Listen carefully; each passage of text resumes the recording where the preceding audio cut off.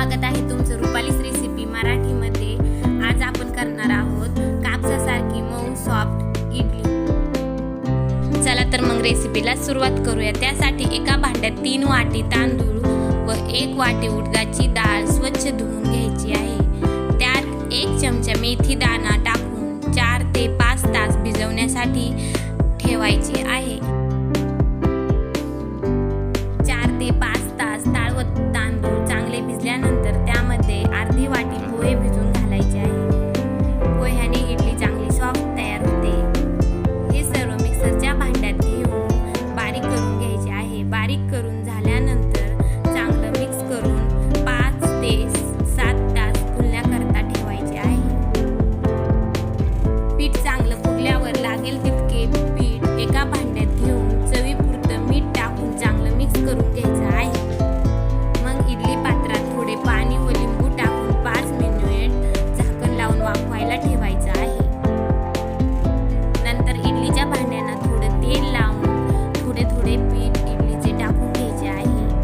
नंतर झाकण लावून 15 ते 20 मिनिटे कमी गॅसवर वाफवून घ्यायचं आहे। इडली तयार होईपर्यंत आपण तयार करून घेऊ इडली सोबत खायला नारळाची चटणी। त्यासाठी मिक्सरच्या भांड्यात थोडे खोबरे, 4 ते 5 हिरव्या मिरच्या, लसूण, कोथिंबीर व 1 वाटी शेंगदाणे आणि चवीपुरतं मीठ टाकून मिक्सरमध्ये बारीक करून घ्यायचे आहे।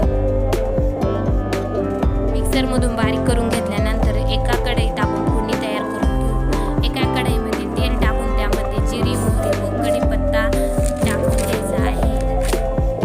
चांगल्या तडतडल्यानंतर तयार आहे आपली फोडणी ही चटणीमध्ये टाकून घ्यायची आहे। तयार आहे आपली इडली सोबत खायला चटणी।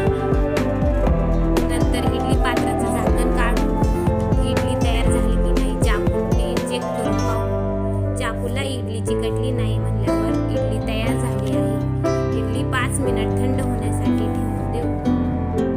5 मिनिट इडली थंड झाल्यावर एका कपड्याच्या साहाय्याने इडलीचे भांडे बाहेर काढून घेऊ।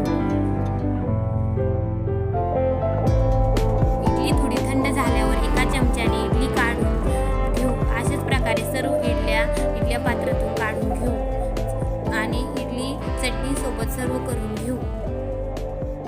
तयार आहे आपली कापसासारखी मऊ लुसलुशीत सॉफ्ट इडली। अशाच नवनवीन रेसिपी पाहण्यासाठी रुपालीस रेसिपीला लाईक, शेअर व सबस्क्राईब करा। धन्यवाद।